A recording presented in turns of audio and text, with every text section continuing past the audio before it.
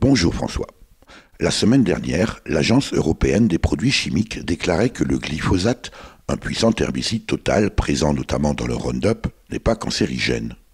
Ouf, le monde respire. Le site glyphosateeu.fr, un site du lobby de la chimie qui comprend notamment Monsanto, s'est empressé le jour même de publier l'info, précisant que, je cite, l'agence a procédé à un examen indépendant et après avoir analysé avec rigueur l'ensemble des données disponibles, a classé le glyphosate comme non cancérogène, non mutagène, non toxique et non génotoxique. Un propos repris dans la foulée, en chœur et en boucle par les médias. En fait, d'indépendance, rien n'est moins sûr, et bon nombre d'organisations non gouvernementales, dont Greenpeace, soupçonnent certains des membres de l'agence de conflits d'intérêts. Prenons au hasard le cas du comité des États membres, l'une de ses composantes. Son président, le Hollandais Wats de Wolf, était jusqu'à la veille de sa nomination salarié de la multinationale américaine de la chimie DuPont de Nemours et précédemment salarié d'une autre multinationale de la chimie, Procter & Gamble. Voilà pour l'indépendance. Quant à l'analyse rigoureuse de l'ensemble des données disponibles, saviez-vous, mon bon François, que ces données sont en réalité fournies par les industriels de la chimie eux-mêmes? C'est sur la base de ces seules études, au demeurant non publiées et donc invérifiables par la communauté scientifique, que l'Agence européenne des produits chimiques prend ses décisions.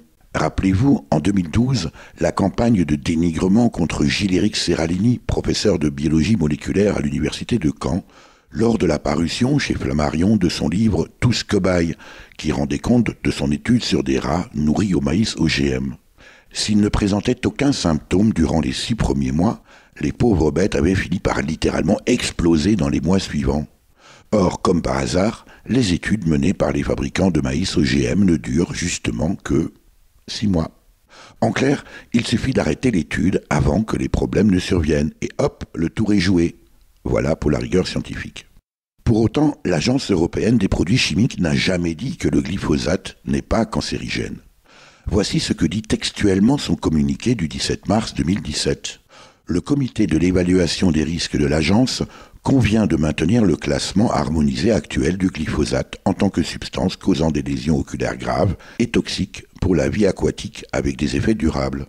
Le comité a conclu que les preuves scientifiques disponibles ne répondaient pas aux critères pour classer le glyphosate comme cancérogène, mutagène ou toxique pour la reproduction. Fin de citation. Ouf, les multinationales de la chimie respirent. En clair, les études confidentielles qu'elles mènent elles-mêmes ne permettent pas de conclure à la dangerosité du produit qu'elles fabriquent. Franchement, François, vous ne trouvez pas qu'il y a quelque chose de vraiment vicié dans le système ?